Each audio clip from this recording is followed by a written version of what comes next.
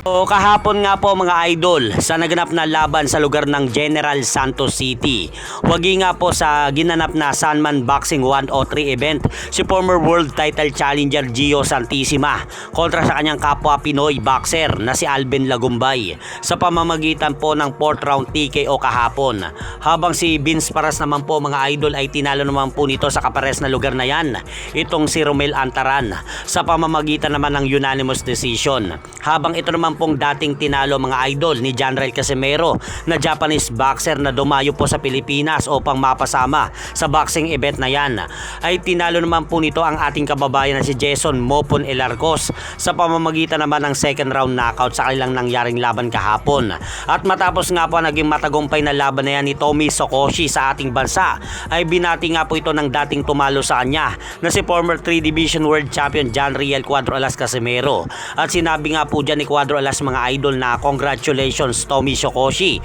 pinatoob mo ang Pinoy na si Rolly Romero via second round knockout. Hindi nga po direktahang sinabi ni Casimero mga idol ang pangalan ng Pinoy na tinalo ni Tommy Sokoshi, pero si Jason Mopon Elarcos po ang tinutukoy nito na pinataob nito sa laban. At idagdag pa mga idol ni Janrael Casimero, aba teka, sinabi nila na magtataho ka, pinataob mo ang Pinoy sa second round lang. So ano pong ibig sabihin dyan ni Janrael Casimero na nais nitong iparating sa mga sinabi nito? At sa kabilang banda naman, matapos nga pong matagumpay na maisa katuparan mga idol ni Teofimo Lopez na maging ganap siyang 3 Division World Champion matapos niyang talunin si Rolly Romero kahapon sa Las Vegas, Nevada via majority decision at maagaw nito ang titulong WBA World Welterweight Belt. Sinabi nga po nito sa post-fight interview nito kahapon, ang goal daw niya ngayon ay maging undisputed sa 147